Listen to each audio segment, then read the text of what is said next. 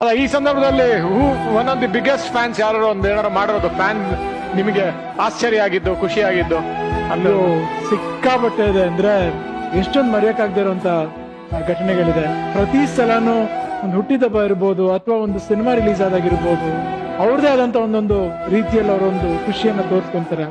ಅದಕ್ಕೆ ಎಷ್ಟೇ ಮಾತುಗಳಲ್ಲಿ ಹೇಳಿದ್ರು ಕಡಿಮೆನೇ ಆಗುತ್ತೆ. ಇನ್ಫ್ಯಾಕ್ಟ್ ನಾನು ಒಂದೇ ಹೇಳಲಿಕ್ಕೆ ಇಷ್ಟಪಡ್ತೀನಿ, ನಾನು ಒಬ್ಬ ನಾರ್ಮಲ್ ಮನುಷ್ಯನೇ ಅವ್ರ ತರ. ಅವರಲ್ಲಿ ನನ್ನ ನೋಡಿ ಏನೋ ಇಷ್ಟಪಡ್ತಾರೆ ಅಂದಾಗ ನಂದು ಒಂದೇ ರೆಸ್ಪಾನ್ಸಿಬಿಲಿಟಿ ಅಂದ್ರೆ ಆದಷ್ಟು ನಾರ್ಮಲ್ ಆಗಿ ಎಷ್ಟು ಪ್ರಯತ್ನ ಆಗುತ್ತೆ ಅಷ್ಟೇ ನಾರ್ಮಲ್ ಆಗಿರ್ಬೇಕು ಅಂತ ಪ್ರಯತ್ನ ಪಡ್ತೀನಿ ಅಷ್ಟೇ ಹೊರತು ಅವ್ರು ಮಾಡೋ ಒಂದೊಂದು ಕೆಲಸಗಳು ತುಂಬಾ ಸಂತೋಷ ಆಗುತ್ತೆ.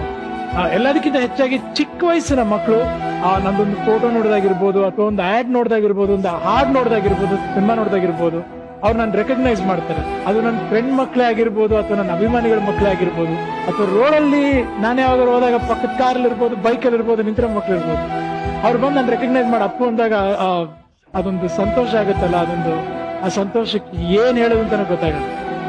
I feel really blessed.